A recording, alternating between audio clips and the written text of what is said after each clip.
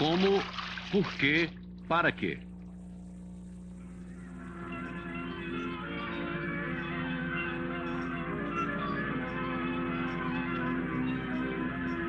Este carrossel permite voar na vertical.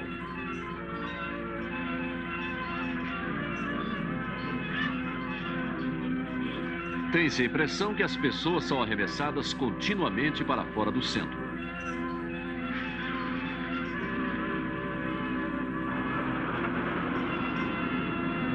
Pode-se dar até voltas de 360 graus ou fazer espirais sem cair, quando a velocidade é suficientemente alta.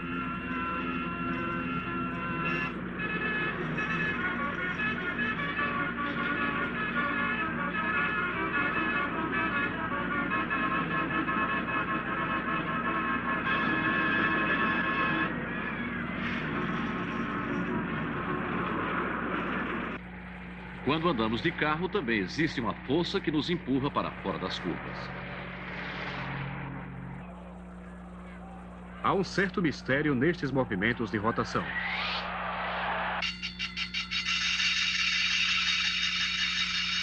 Na pedra de amolar, as faíscas sempre voam para uma determinada direção.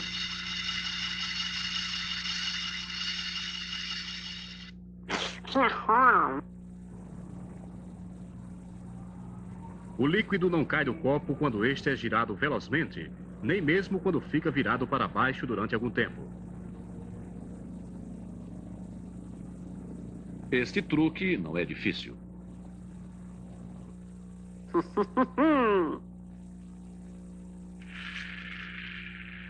O ovo metálico se abre ao girar rapidamente e se fecha novamente quando a velocidade é baixa.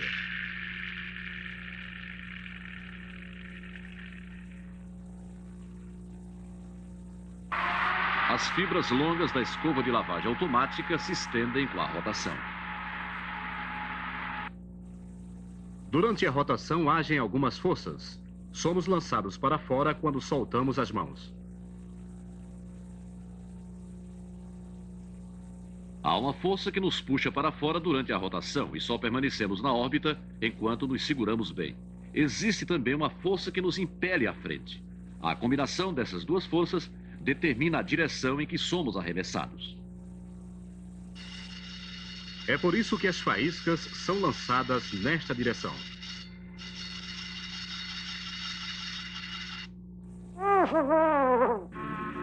As gôndolas dos carrosséis sobem por causa da rotação.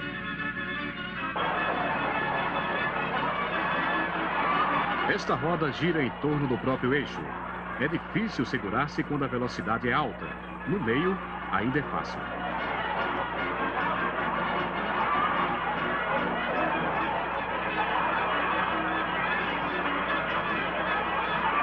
Quem está fora do centro é arremessado facilmente até os lados. Este disco é chamado de roda do diabo. Quem está no centro sente a violência da força que arrasta para os lados. A força da rotação é tão forte na periferia que é impossível manter-se lá. A força aumenta à medida que nos afastamos do centro de rotação.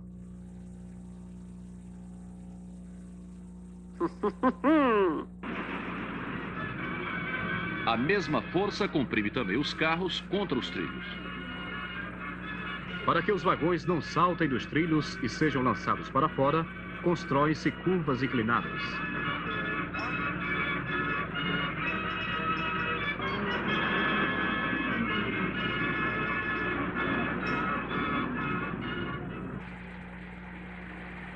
As curvas das estradas também são ligeiramente inclinadas para compensarem a força centrífuga.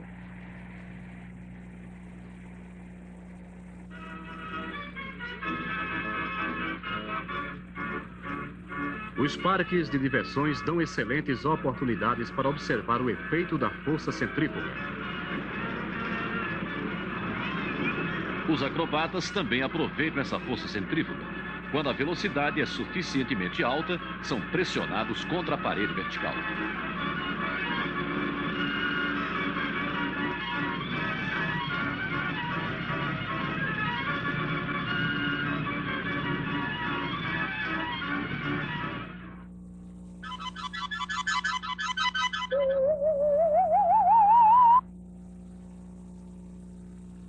O experimento mostra qual é o fator decisivo nesta pista. O carro também consegue fazer estas curvas.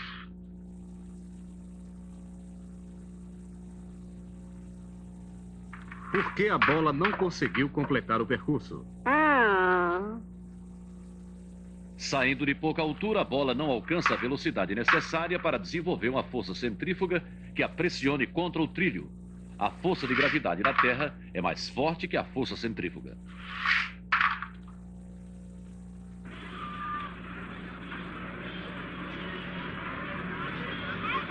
Os técnicos calcularam e testaram todos os detalhes deste trenzinho.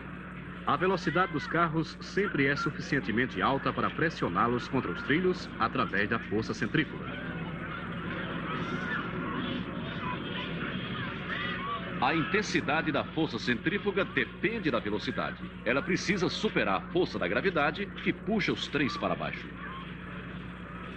As cenas em câmera lenta mostram o fenômeno.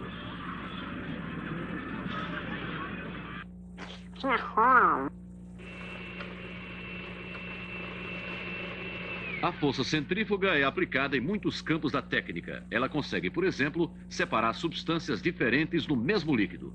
As partículas diferentes de uma mistura têm pesos diferentes. A força centrífuga age com mais intensidade sobre as partículas mais pesadas e elas são deslocadas para a parte mais distante do tubo em rotação.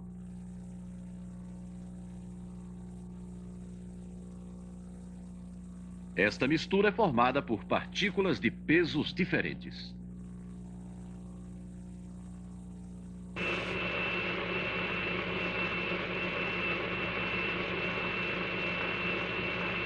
A força centrífuga separa cada um dos componentes. O resultado. Mais embaixo estão as partículas pesadas. Na parte superior estão as partículas mais leves.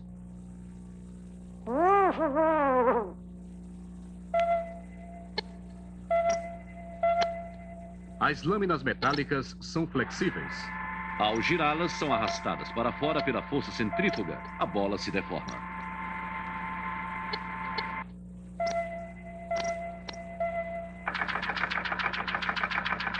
Esta máquina a vapor aproveita o fenômeno. Duas bolas metálicas estão presas nas extremidades das duas hastes. Elas são puxadas para fora quando giram e regulam assim a pressão do vapor. A pressão de vapor se reduz mais quanto mais alta for a velocidade de rotação. E isto também diminui automaticamente a velocidade de rotação da máquina a vapor.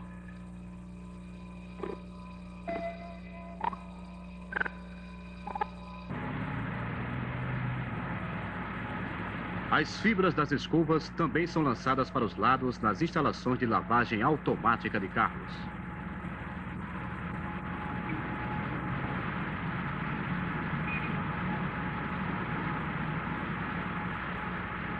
Sem rotação não há força centrífuga. As fibras da escova perdem a força e caem.